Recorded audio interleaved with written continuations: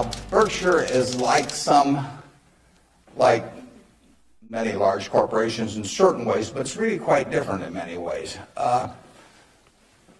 We have over 150,000 people now working for Berkshire Hathaway in dozens of companies throughout this country primarily, and even abroad a little bit.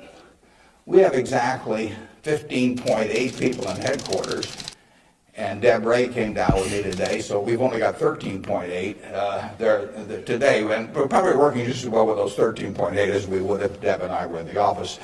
But that's an unusual organization.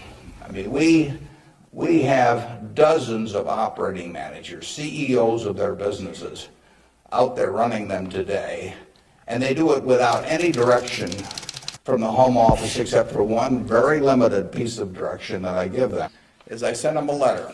We don't have meetings in Omaha. Some of our managers, there aren't any meetings, and there's no catechism or anything else. Once every 2 years, I send them a letter. This is it, roughly one and a half pages or so.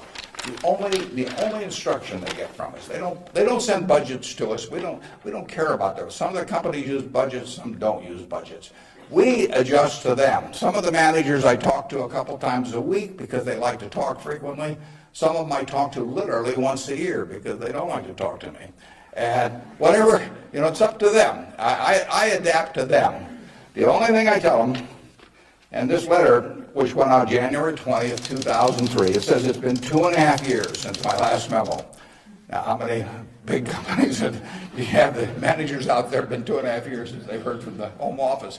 It's been 2.5 years since my last memo. Here are a couple things to keep in mind.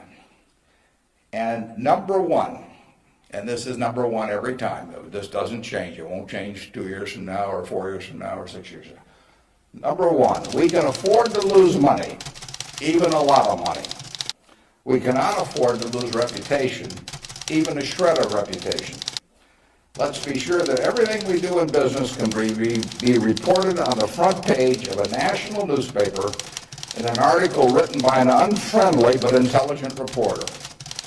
In many areas, including acquisitions, Berkshire's results have benefited from its reputation, and we don't want to do anything that in any way could tarnish it.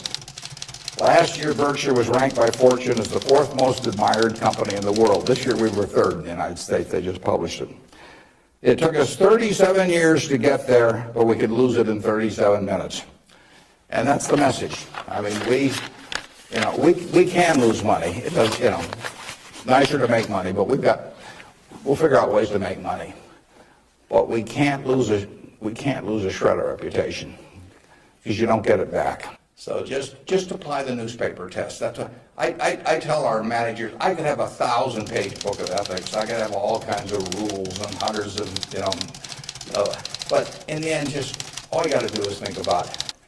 You really want what you're doing put on the front page of the paper tomorrow, be read by your parents, by your spouse, by your kids, by your neighbors, by your coworkers.